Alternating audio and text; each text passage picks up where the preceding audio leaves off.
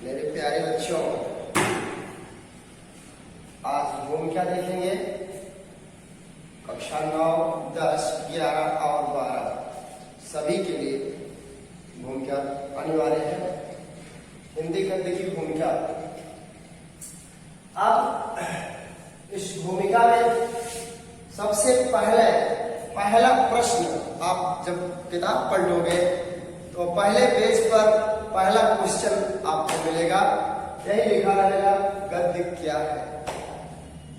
आप देखेंगे गद्य क्या है लिखा है। छोटी कक्षाओं में से आप पढ़ते चले आ रहे हैं तो आपको शायद परिभाषा न मालूम हो। पढ़ रहे हैं गद्य जरूर, पद्य पढ़ रहे हैं, काव्य पढ़ रहे हैं। जिसको पद्य कहते हैं वही काव्य है, काव्य ही पद्य है। और गद्य क्या है? तो इस गद्य की परिभाषा को संस्कृत साहित्य के प्रसिद्ध विद्वान आचार्य महाकवि दंडी जी ने परिभाषित किया है। गद्यम कवीनाम निक्षम वदन्ति। गद्य को कवियों की कसौटी कहा जाता है। गद्य को कवियों की कसौटी कहा जाता है। अब आप कहोगे कसौटी क्या है? कसौटी तो सुनार के पास होती है, जिस पर रगड़ करके सोने की परख की जाती। तो अब समझिए कि जो कसौटी सुनार के पास है वो कसौटी ये लेखक के पास है गद्य की। गद्यम कवीनाम, कवियों की कसौटी अगर है, कवियों को पहचानना है, समझना है, तो गद्य के क्षेत्र में देखिए कि वास्तव में कितने अच्छे कवि हैं। मतलब कहने का तात्पर्य यह है कि गद्यम कवीनाम निक्षम वदन्ति। गद्य को कवियों की कसौटी कहा जाता है। अब पद्य तो कोई भी रच सकता है, कोई भी लिख सकता है। एक पागल भी पद्य को गा सकता है, बना सकता है अपने से। लेकिन गद्य को लिखने जब बैठिए तो अच्छे जो है वो बड़े बहुत ज्यादा समय लेकर के तब जाकर कहीं एक चैप्टर या एक पेज, 2 पेज तक लिख पाते। क्योंकि लेखकों ने, कवियों ने यह अनुमान लगा लिया है, देख लिया है कि यह उसी कसौटी के समान है जो सोने को ओरिजिनल अथवा लोकल बताने का कार्य करता है। ठीक उसी प्रकार से ही यहाँ पर कवियों को यह जाना जाता है, कवि लेखकों को, कि क्या वास्तव में ये अच्छे उम्दे किस्म के हैं कि नहीं। तो अब बात आई गद्य क्या है। तो सबसे पहले आप समझेंगे कि ऐसी वह रचना जो छंद, लय, तुक, ताल आदि बंधनों से मुक्त हो, अर्थात उसका कोई रिलेशन न हो, और विचारपूर्ण एवं वाक्यबद्ध हो। तो ऐसी विचारपूर्ण एवं वाक्यबद्धात्मक साहित्यिक रचना को गद्य कहते हैं। अब गद्य की बात समझ में आई तो बात आती है कि पद्य क्या है, जिसको हम काव्य कहते हैं। काव्य और पद्य दोनों एक ही है। तो पद्य जो है वो भी परिभाषा सेम नहीं रहेगी, उसमें 3 जगह आपको थोड़ा थोड़ा परिवर्तन करना है। यहां जहां मुक्त लिखा हुआ है ये हो जाएगा युक्त।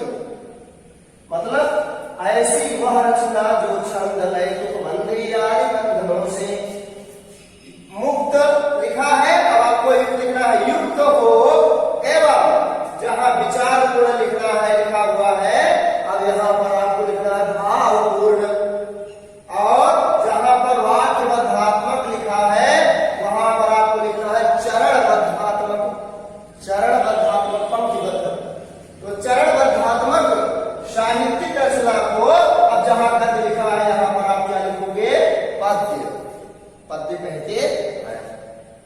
ये बात आई आचार्य विश्वनाथ जी ने। काव्य की परिभाषा दूसरे ढंग से दी है। वाक्यम रसात्मकम काव्यम, रसमय वाक्यों को काव्य कहते हैं या पद्य कहते हैं। तो बहुत से कवि, बहुत से लेखकों ने अलग अलग ढंग से अलग अलग परिभाषाएं दी। गद्य की चर्चा अभी कर रहे हैं तो गद्य आपको बताए, अब इसके बाद पद्य की परिभाषा बता दी। अब आप समझिए कि गद्य की जो उत्पत्ति है वो कैसे हुई। अपना जो संस्कृत साहित्य है, इस संस्कृत साहित्य में एक धातु है, गद धातु। गद धातु है और इस गद धातु से गद्य शब्द की निष्पत्ति हुई है, जिसका हिंदी अर्थ होता है बोलना या कहना या बतलाना। गद्य शब्द का हिंदी अर्थ होता है कहना या बोलना या बतलाना। अब बात आती है हिंदी की प्रमुख जो बोलियां वो कौन कौन सी। हिंदी साहित्य में प्रमुख 8 बोलियां हैं। हिंदी साहित्य की 8 बोलियां प्रमुख है और यही है भी। हिंदी प्रमुख 8 बोलियां निम्न है। सबसे पहले नंबर पर ब्रज भाषा आती है, दूसरे नंबर पर खड़ी बोली, तीसरे पर कन्नौजी बोली, चौथे पर बुंदेलखंडी है और पांचवें पर हरियाणवी है, छठवें पर अवधी है, सातवें पर बघेली है और 8वें नंबर पर छत्तीसगढ़ी भाषा। ये बोलियां जब आप गद्य देख लिए, पद्य देख लिए और गद्य की उत्पत्ति समझ में आ गई, 8 बोलियां आपको बता दिया गया। इसके बाद बहुत से बच्चे ऐसे हैं जो गद्य और पद्य में अंतर को छोड़ को नहीं बता पाते। अक्सर परीक्षा में भी 1 नंबर 2 नंबर का इजी से क्वेश्चन आ जाता है कि गद्य और पद्य में कोई एक अंतर या 2 अंतर है। तो आपको हम यहाँ 5 अंतर बताएंगे, 4-5 अंतर, और इसमें से आपको अपने कॉपी में नोट करना है, लिख लेना है और उसको याद भी कर लेना है। गद्य विचार प्रधान होता है। गद्य में विचारों की प्रधानता होती है। अब जबकि पद्य में भावों की प्रधानता होती है, पद्य भाव प्रधान होता है। दूसरी विशेषता इसकी यह है, दूसरा अंतर इसका यह है कि गद्य वाक्य बद्धात्मक होता है, गद्य वाक्यबद्ध ही होता है, और जबकि पद्य चरणबद्ध होता है। इसके बाद गद्य छंद बंधनों से मुक्त होता है, जबकि पद्य छंद बंधनों से युक्त होता है। और अगला जो अंतर है वो ये है कि गद्य में बिरला वाक्य ही अपूर्ण होता है और जबकि पद्य में बिरला वाक्य ही पूर्ण होता है। इसका मतलब बिरला का मतलब होता है कहीं कहीं ऐसे वाक्य आपको मिलेंगे जो अपूर्ण हो गद्य में, और जबकि काव्य जो होता है उसमें लगभग सभी पंक्तियां जो होती हैं उसमें पूर्ण विराम होता ही नहीं शुरू में। इसलिए जो है ऐसे वाक्यों को कहा जाता है पद्य में बिरला वाक्य पूर्ण होता है। अगला विशेषता जो है इसकी गद्य की, अगली विशेषता है गद्य का वर्णन यथार्थ वस्तु परक यथार्थ सत्य होता है, जबकि पद्य का जो वर्णन होता है वो सूक्ष्म और सांकेतिक रूप में होता है। सूक्ष्म और सांकेतिक रूप में पद्य का वर्णन होता है, जबकि गद्य का वर्णन यथार्थ और वस्तु परक होता है। अब ये रही 5 विशेषता। अब इसके जस्ट बाद अब आप लोग देखेंगे हिंदी गद्य का विकास और विभाजन। हिंदी गद्य का विकास और विभाजन। तो हिंदी गद्य के विकास में बहुत सारे लेखक, बहुत सारे कवि, आलोचक अपने अपने ढंग से अपने अपने मत को सिद्ध करने में लगे। कुछ लोगों ने 13वीं शताब्दी स्वीकार किया है, कुछ लोगों ने 16वीं शताब्दी स्वीकार किया है, कुछ लोगों ने 18वीं शताब्दी विकास के लिए स्वीकार किया है। तो अब हम यहाँ पर जो सिलेबस में दिया हुआ है इसके बारे में देखेंगे, जिसमें से 19वीं शताब्दी में हिंदी गद्य का पूर्ण प्रादुर्भाव हुआ था, और जिसमें जो शुरुआत हुई है वो 13वीं शताब्दी से ही शुरुआत मानी जाती है। और हिंदी गद्य जो विकसित हुई है वो राजस्थानी ब्रज भाषा के रूप में सबसे पहले अवतरित हुई। हिंदी जो शब्द है ये फारसी भाषा का शब्द है। पूर्व भारतीय युग, अब देखिए हिंदी गद्य का जो विभाजन है इस विभाजन को 6 भागों में बांटा गया है। सबसे पहला भाग है पूर्व भारतीय युग, जिसका समय है 13वीं शताब्दी से 1868 ईस्वी तक है। और दूसरा जो युग है भारतीय युग है, जिसका समय 1868 ईस्वी से लेकर के 1900 ईस्वी तक है। और तीसरा जो समय है वो द्विवेदी युग का है, 1900 ईस्वी से लेकर के 1922 ईस्वी तक चला है। और चौथा जो युग है छायावादी युग, जिसका समय है 1922 ईस्वी से लेकर के 1938 ईस्वी तक चला है। और जो अगला युग है वो छायावादोत्तर युग है, जो 1938 से लेकर 1947 ईस्वी तक चला है। और अंतिम जो युग है स्वातंत्र्योत्तर युग, यह युग 1947 ईस्वी के बाद से अब तक चल रहा है। तो अब एक एक को देखेंगे, समझेंगे ऐसे। पूर्व भारतीय युग जो है, अब भारतीय युग के पहले तो पूर्व शब्द लगा हुआ है, जहां पर पूर्व और ये देखिए उत्तर यहाँ लगा हुआ है, यहाँ पे उत्तर लगा हुआ है। तो उत्तर और पूर्व इन दोनों के कोई प्रवर्तक नहीं होते हैं, सब संयुक्त में चलते हैं। तो अब यह भारतीय युग का नाम था, भारतीय युग के नाम से ही भारतीय युग चलाया गया। इसके पहले जो भी बनाया गया था, जो भी लोग लेख लिखे थे, वह सब पूर्व भारतीय युग के अंतर्गत आता है। तो पूर्व भारतीय युग में सबसे पहले प्रारंभिक हिंदी गद्य के 4 उन्नायक अवतरित हुए। हिंदी गद्य के प्रारंभिक 4 उन्नायक। अब ये अक्सर परीक्षा में पूछा जाता है कि हिंदी गद्य के 4 उन्नायकों के नाम लिखिए या प्रारंभिक उन्नायकों के नाम लिखिए, जिनमें से सबसे पहले मुंशी सदाशिव लाल जी, जिन्होंने लिखा है शुभ सागर। दूसरे नंबर पर है इंसाफ अल्लाह खां, जिन्होंने लिखा है रानी कीर्ति की कहानी। और उसके बाद लल्लू लाल है, लल्लू लाल ने लिखा है प्रेम सागर। और उसके बाद है सदल मिश्र, जिन्होंने लिखा है नासिकेतो आख्यान। ये 4 रचनाएं और 4 रचनाकारों के नाम आपको याद रखने हैं। प्रारंभिक उन्नायक है 4 विषय। अब इस युग में हिंदी गद्य जो है पूर्ण रूप में परिष्कृत परिमार्जित नहीं हो पाया था। अब भ्रंश की छाप जो थी वो पड़ी हुई थी। उसके बाद जो युग आया भारतीय युग, आप देखिए 13वीं शताब्दी से यह 1868 ईस्वी तक चला। और इसी बीच में एक महान शख्सियत का जन्म उत्तर प्रदेश राज्य के काशी जिले में हुआ, सेठ अमीचंद के वंश में। सेठ अमीचंद के वंश में बाबू गोपाल चंद्र गिरधर दास और पार्वती जी के यहाँ गोपाल चंद्र गिरधर दास और पार्वती जी के यहाँ बाबू भारत हरिश्चंद्र जी ने जन्म लिया 1850 से। अब इनकी जो एज रही है वो बहुत दिनों तक नहीं रही, क्योंकि ये प्रारंभ से ही इनका सारा बोझा घर का स्वतः इनके ऊपर आ गया। और ये लेख भी लिखा करते थे, जिसके कारण से अंततः क्षय रोग हुआ और लगभग 35 वर्ष की अवस्था में इनका देहांत हो गया। 1885 ईस्वी में स्वर्गवासी हो गए। तो भारतीय हरिश्चंद्र के नाम से भारतीय युग चलाया गया, जो कि 1868 ईस्वी से लेकर के 1900 ईस्वी तक चला था। अब आपके मन में एक प्रश्न जरूर उठ रहा होगा कि जब बाबू भारतीय हरिश्चंद्र जी 1885 में समाप्त हो गए, इस संसार से विदा हो गए, वो 1900 तक कहां से इनका युग चल गया? आपका प्रश्न लाजमी क्योंकि देखिए समझिए कि अब जो भारतीय युग चला है ये किसी एक लोगों की बदौलत नहीं चलता है, कोई भी कार्य लोगों की बदौलत नहीं होता है।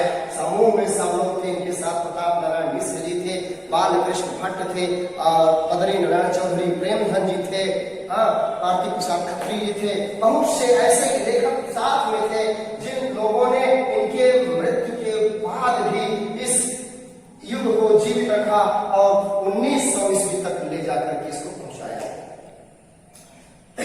इसी बीच में एक महान शख्सियत, महान हिंदी का कलाकार जन्म लेता है। आपके प्रतापगढ़ के आगे रायबरेली जिले के अंतर्गत दौलतपुर नामक गांव में 1864 ईस्वी को आचार्य महावीर प्रसाद द्विवेदी जी का जन्म होता है। तो आचार्य महावीर प्रसाद द्विवेदी जी का जो जन्म हुआ पंडित राम साहब द्विवेदी के यहाँ, तो उन्हीं के द्विवेदी जी के नाम पर ही इस द्विवेदी युग की शुरुआत हुई है, जो कि 1900 ईस्वी से आचार्य महादेव प्रसाद द्विवेदी जी की मृत्यु 1938 ईस्वी में हो गई थी। अब आप कहोगे उनकी मृत्यु बहुत बाद में हुई, उसके पहले ये छोड़ दिए, तो कोई कंडीशन ऐसी नहीं होगी जिसके कारण से वे और उनके साथी कुछ ऐसा कार्य रहा होगा जिसके कारण से इन लोगों ने उसको ब्रेक लगाया। ब्रेक लगाने का एक रीजन और भी है, सबसे बड़ा रीजन ये है कि उसी बीच में इसी मतलब द्विवेदी युग की शुरुआत हुई थी और उसी बीच में फिर काशी में एक महान व्यक्ति, महान शख्सियत का जन्म हुआ जिसका नाम है बाबू जयशंकर प्रसाद।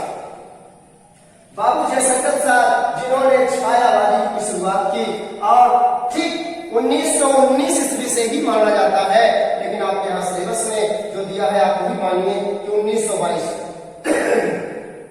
1922 ईस्वी से बाबू जयशंकर प्रसाद जी इस युग को छायावादी युग को चलाने लगे। अब जब इस युग को चलाने लगे तो उनके बहुत सारे सहयोगी रहे, जिनमें से जो छायावादी युग है, इस छायावादी युग के 4 आधारभूत स्तंभ माने जाते हैं। प्रसाद पंत निराला देवी वर्मा, प्रसाद पंत निराला देवी वर्मा। अब प्रसाद का मतलब क्या होता है? प्रसाद, प्रसाद माने बाबू जय शंकर प्रसाद, पंत सुमित्रा नंदन पंत, निराला पंडित सूर्यकांत त्रिपाठी निराला। और इसके बाद देवी, देवी का मतलब महादेवी वर्मा। ये 4 लोग जो है छायावाद युग के आधार स्तंभ कहे जाते हैं। तो इन सब लोगों ने मिल करके 1922 से 1938 तक इस युग को चलाया। बाबू जयशंकर प्रसाद जी की मृत्यु भी 1937 ईस्वी में हो गई थी। इसके बाद अब देखिए भारतीय युग के प्रवर्तक बाबू भारतीय हरिश्चंद्र जी हैं। द्विवेदी युग के प्रवर्तक आचार्य महादेव प्रसाद द्विवेदी की है। छायावादी युग के प्रवर्तक बाबू जयशंकर प्रसाद जी है। अब उत्तर सब में लग गया, इधर पूर्व लगा हुआ है, इसलिए इसके प्रवर्तक कोई नहीं होंगे और इसलिए इसके प्रवर्तक कोई नहीं होंगे। अब छायावाद युग की बात आई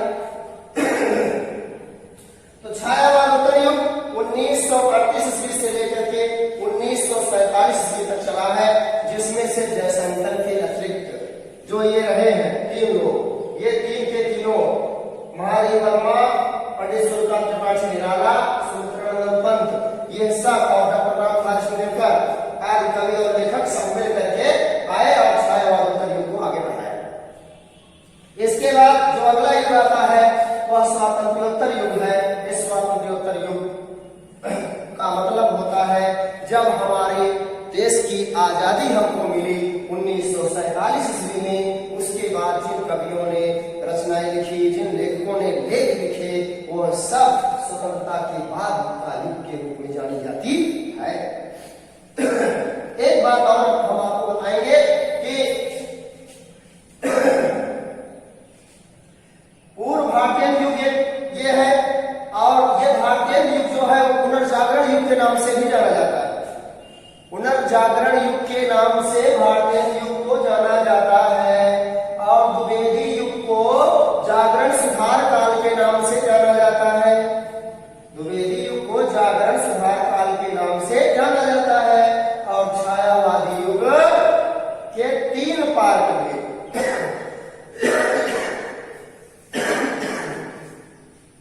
छायावादी के 3 पार्ट,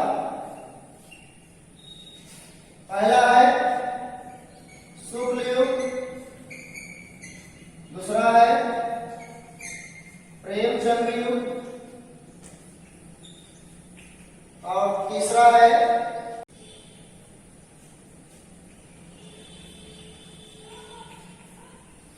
प्रसाद युग। तो छायावाद युग 3 भागों में है। अब तीनों भागों के अलग अलग प्रवर्तक हैं। मतलब छायावादी जो मूल रूप से पूछा जाए कि छायावाद युग के जनक या प्रवर्तक कौन है, तब आप बताओगे बाबू जयशंकर प्रसाद जी हैं। और अगर जब पूछा जाए कि शुक्ल युग के प्रवर्तक का नाम बताइए, तो शुक्ल युग के प्रवर्तक का नाम है आचार्य रामचंद्र शुक्ल, जो हिंदी साहित्य के सबसे प्रसिद्ध और बड़े विख्यात आलोचक रहे। आचार्य रामचंद्र शुक्ल के नाम पर ही शुक्ल युग की शुरुआत पड़ी थी, जो छायावाद युग का भाग है। और जो दूसरा युग है इसमें प्रेमचंद युग। प्रेमचंद युग जो है मुंशी प्रेमचंद्र के नाम के आधार पर इस युग की शुरुआत हुई। और तीसरा जो युग है वो प्रसाद युग है। बाबू जयशंकर प्रसाद के नाम पर ही इस युग की शुरुआत हुई और इस प्रसाद युग के प्रवर्तक बाबू जयशंकर प्रसाद जी रहे। अब चाहे इसको हम छायावादी युग को शुक्ल युग भी कह सकते हैं, प्रेमचंद युग भी कह सकते हैं और प्रसाद युग भी कह सकते हैं। आप जब हम इसको छायावादी युग कह रहे हैं, शुक्ल युग कहेंगे तो ये शुक्लोत्तर हो जाएगा, प्रसाद युग कहेंगे तो प्रसादोत्तर युग हो जाएगा, प्रेमचंद युग कहेंगे तो प्रेमचंद्रोत्तर युग हो जाएगा। इसमें से यही थोड़ा समझना है आपको कि इसके छायावाद के 3 पार्ट हैं और 3 के तीनों आप कोई भी एक यहाँ रख सकते हो, जो भी लेकिन यहाँ रखोगे उसी के आगे उत्तर जोड़ देना है तो अगला वाला युग तैयार हो जाएगा। अब अगले नेक्स्ट वीडियो में हम ये देखेंगे कि इसकी विशेषता, मतलब प्रत्येक इस युग की विशेषताएं और लेखक तथा रचना, 4 5 विशेषता और 5 लेखकों के नाम, 5 रचनाओं के नाम, इसको देखिए। अब आप सभी लोग इसको बिल्कुल नोट कर लीजिए और नोट करके